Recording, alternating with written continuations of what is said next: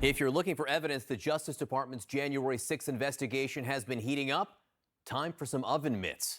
John Berman here in for Anderson. CNN has just learned the DOJ has subpoenaed more than 30 people in recent days, including some very big names in the former president's orbit.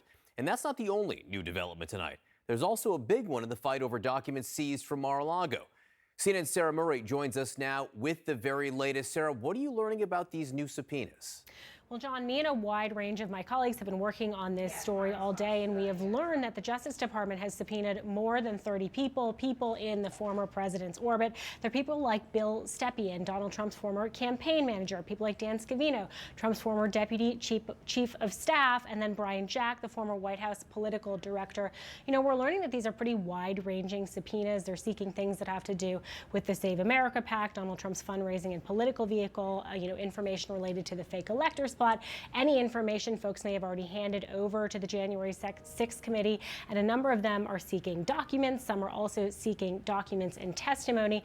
We also learned in the New York Times tonight that investigators appear to have gone another step further with some witnesses, including Boris Epstein and Mike Roman. The New York Times reporting that both of those men had their phones seized. CNN has not independently confirmed this, but it's a sign that the Justice Department's investigation is intensifying, particularly as they're about to head into that quiet period ahead of the midterm elections, John. Yeah, certainly widening. Separately, Sarah, what can you tell us about the back and forth between the former president's legal team and the Justice Department having to deal with the FBI search of Mar-a-Lago?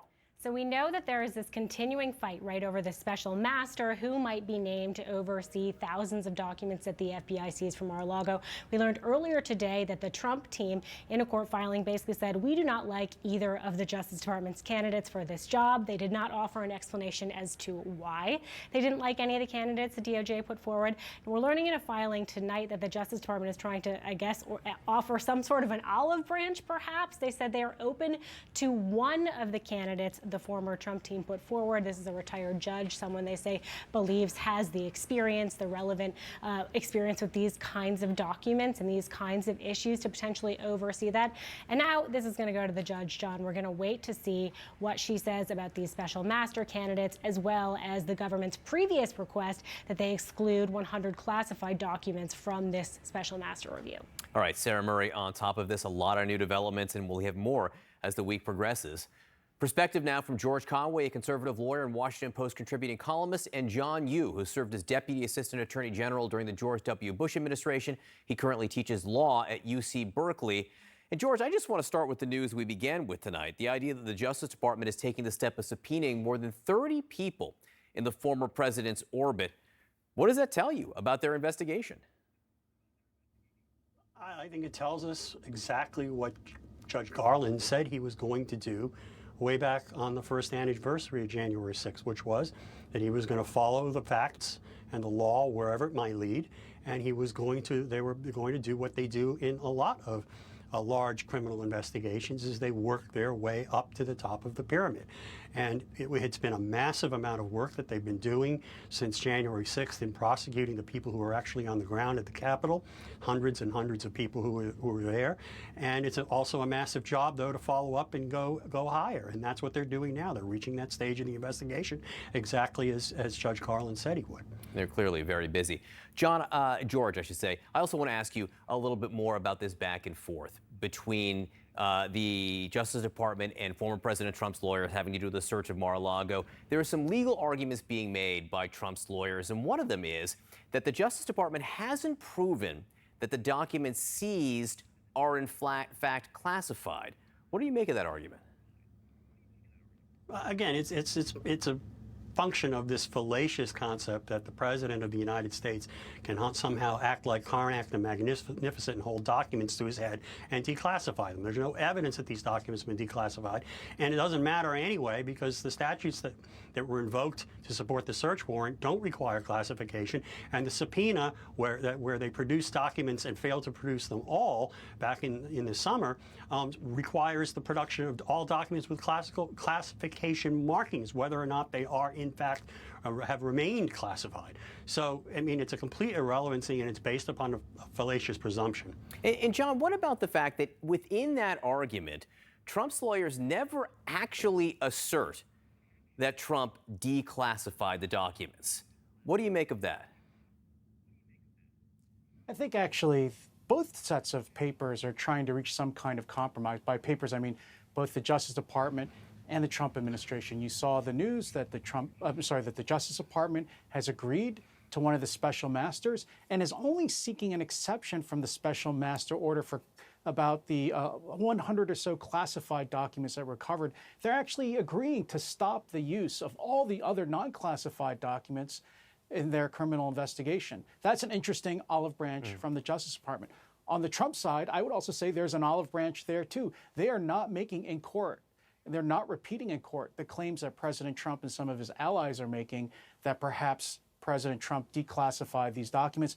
It certainly doesn't seem so. You look at the facts that have been recounted in the court papers, it doesn't sound like President Trump or his aides acted like these documents had been declassified. So I think both sides are trying to dial down the heat here and trying to maybe reach some kind of compromise. Well, from the Trump side, one possible reason why you don't put it in a court document that Trump declassified them is if it turns out not to be true, that there's a sanction with that. There's something that could come back to bite you there. Another argument, John, I just want your take on, is the Trump side is saying that he has an absolute right of access to presidential records here, whether they're classified or not.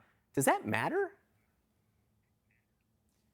I'm not really persuaded by that argument in the papers because this is not a question about access to the papers. It's the question about who's the repository of the papers. So I think President Trump is right. Past presidents want to have access to their papers to write their memoirs, but that doesn't really answer the question of who holds them. Traditionally, it's, the archives will hold them and the presidential library will hold them. Then they'll give a copy to the president so that he or she can access them.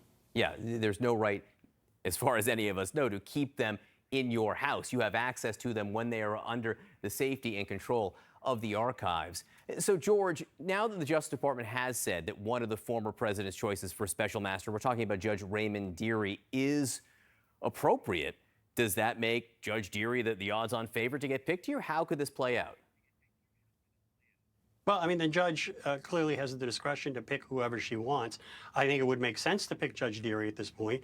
I don't think it was so much of an olive branch that the Justice Department was extending by acknowledging Judge Dearie's acceptability. I mean, Judge Dearie is a well-respected judge in the New York area, in the Eastern District of New York in Brooklyn. He's been a well-respected judge for decades, and he's served on the Foreign Intelligence Surveillance Court, the court that handles FISA applications, and so he is fully qualified to review classified information and to handle classified information. So he was a good choice.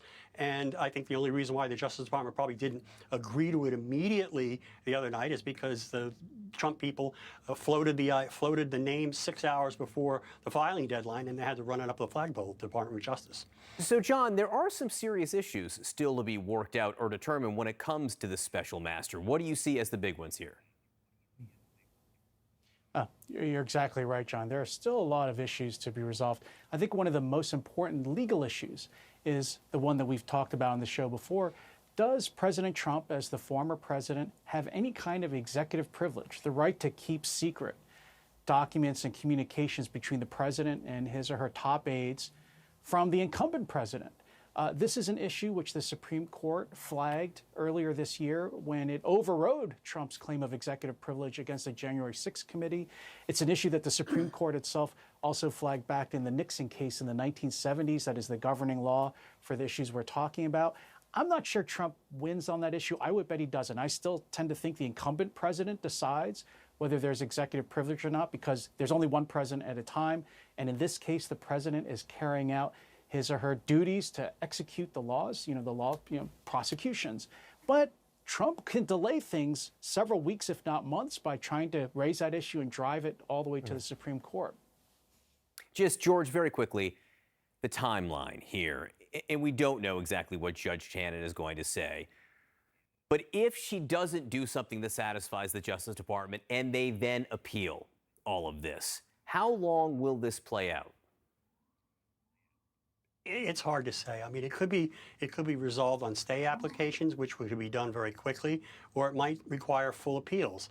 I would hope that they could be able to stay the portion of the order that they're seeking to stay, which is the restriction on their ability to use the classified documents for the purposes of their investigation, because there's really no basis to separate what the judge is allowing, which is the use of the information for counterintelligence purposes, and the classified information investigation for the criminal purposes. Well, we could learn if the judge grants that stay within the next few days. George Conway, John Yoo, great to have you both on tonight. Thank you very much.